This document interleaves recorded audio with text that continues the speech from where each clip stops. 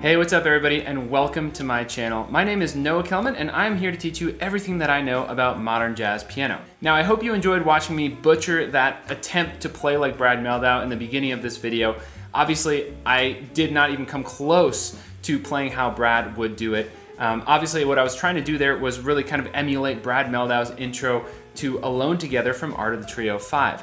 Now, the point of these videos is not to literally teach you how to actually just basically turn yourself into a Brad Mehldau, look-alike in terms of your playing. The point is to really take some of the big elements of Brad's playing and see if we can come up with a good methodology for learning some of those techniques. Now, last week we actually talked about Brad's right hand. What are some of the dissonance formulas that he uses, and how can we actually improvise and play out like Brad, right? Well, in this video, we're diving into Brad's kind of two-handed independence and his two-handed counterpoint improvisational techniques.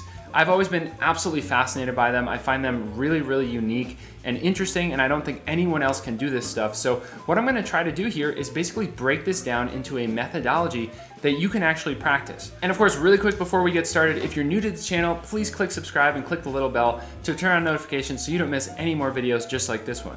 Also, if you're someone who's really committed to taking your playing to the next level, feel free to click the link in the description of this video to actually set up a quick free strategy call. I'd love to hear some more about your goals and just see if working together would be a good fit. All right, without any further ado, let's dive into how to play this Brad Mehldau style two-handed counterpoint improvisation. So I've actually been working this on the song Countdown. So of course, Countdown is a Coltrane song that sounds like this.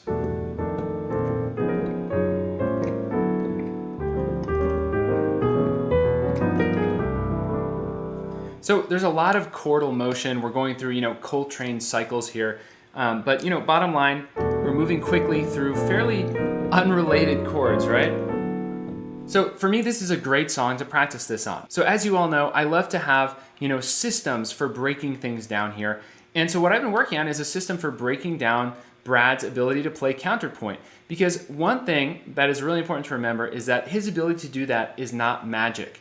Even my much lesser ability to, sort of attempt to do it in the intro to this video is also not magic. These are things that I've worked on, and what I'm actually going to give you today is ways to work on them so that you can actually get there a lot faster, and definitely faster than I've been getting there. So here's how we're going to start. Really, really simple. We're going to do 1, 2, 3, 5 on each chord. So 1, 2, 3, 5, 1, 2, 3, 5.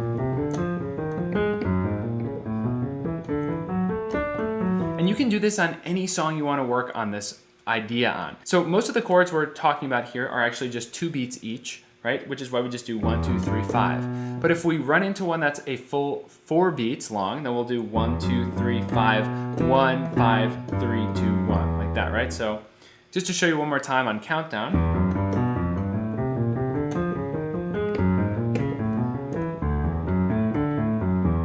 Then we keep going. Whoops, messed up there, but you get the point here. So the way this system works is we're going to work on that first, so we're really comfortable in the left hand. Then we're going to add things in to the right hand. So we start to develop hand independence here. And really, realistically, in my experience, when we do this kind of hand independent stuff, one hand is always going to be on some level on autopilot. It's not like we're literally giving full focus to both hands at all times. So we need to actually develop some actual patterns and some almost like foreknowledge of what things are going to sound like, so we can let our left hand go on autopilot at times when we concentrate on the right hand, and vice versa. So let's start simple. Let's just add the melody in.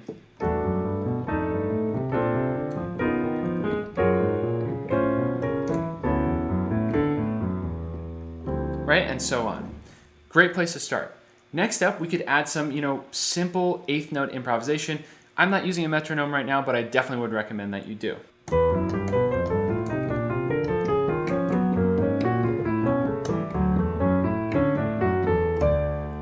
So that already is really tricky stuff. Honestly, I need to practice this more.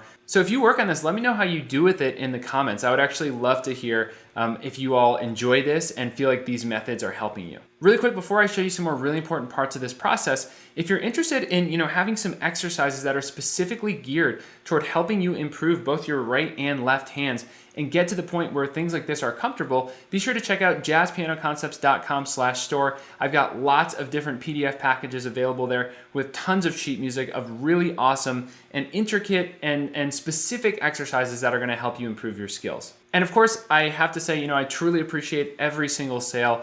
Every single one of them goes towards helping me make more videos just like this one. I'm so grateful that you all, take the time to work on this stuff and also pop into my store and take a look, see if there's anything there that would be helpful to you. So next up, what we're going to do is we're actually going to do ascending and then descending. So we're going to do 1, 2, 3, 5, and for the next chord, 5, 3, 2, 1. So it starts to sound like this.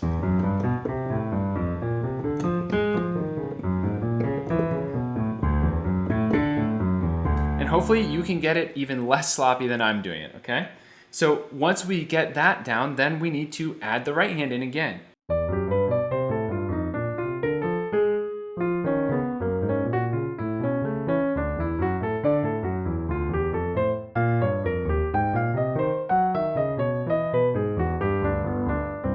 So this is one of those videos where I'm basically sharing all of my ideas here with you before I've actually mastered them myself. So I apologize in advance if some of this stuff is a bit sloppy. And honestly, I hope that you all practice it and can do it better than me. And again, let me know in the comments if you try it out. Now, obviously, Johann Sebastian Bach is a huge influence here on Brad Mehldau and really the sound that we're emulating here. Of course, Brad also recently released a fantastic album where he essentially does, what I'm assuming are basically improvisations, kind of theme and variation improvisations on different Bach pieces. So I highly recommend checking that out. I think it's absolutely fantastic. Now in Bach, one of these skills that you have to really practice is having different melodic lines happening while bringing out certain melodies. And that means sometimes holding a melody note with, for example, your pinky or thumb while other lines are playing elsewhere. So I think that Brad actually does that a lot when he's playing this kind of counterpoint style. So check this out.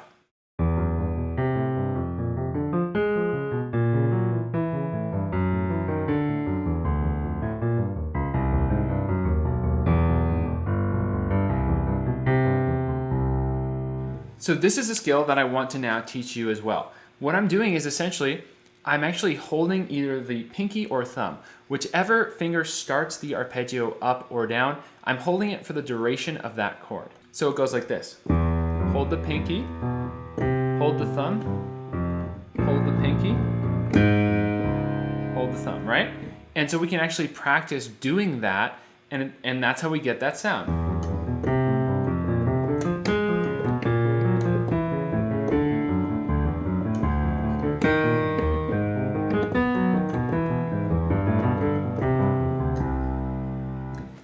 And of course, you gotta then go ahead and practice the right hand with this too.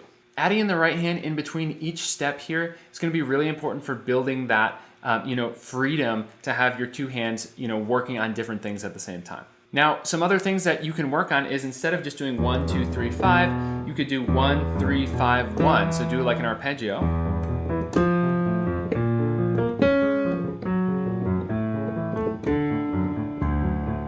Right, so we can come up with different patterns, and the more patterns we come up with in our left hand, the more freedom, the more leeway we're gonna have built into our brains so that our right hand can go off and do whatever it wants. So that is more or less the summation of the techniques that I've been coming up with here for working on the Brad Mehldau counterpoint. So we can start to really get to a point where we can do some improvising with the left hand counterpoint going.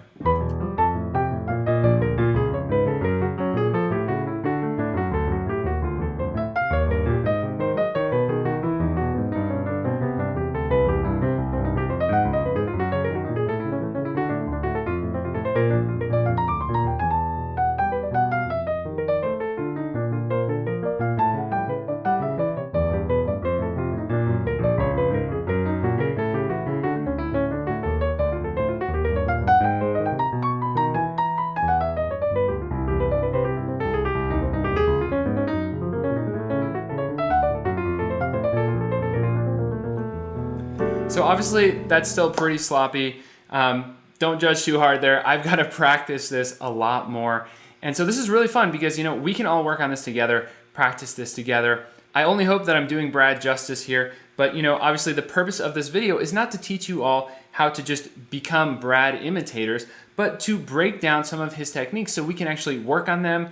When we listen to his recordings, we can have a better understanding of what he's doing and maybe have, you know, a context to put it in for our own playing, and then take this stuff all into the next level and integrate it into our own playing in unique ways.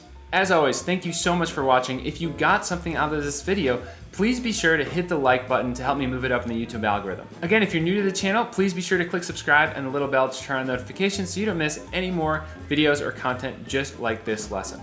Also, if you're really a committed student and want to take your playing up several levels in terms of your skills, again, I'd love to invite you to a free strategy call where we can discuss if working together would be a good fit. You can click the link in the description and get that call set up with me as soon as you want. Awesome, thank you so much for watching as always, and I will see you next week with more content. Hopefully something that I've got a bit more under my fingers than trying to attempt some ridiculous Brad Mehldau counterpoint. But I'm coming weekly with content here, and I'm really excited to nerd out with you all again next week. See you next time.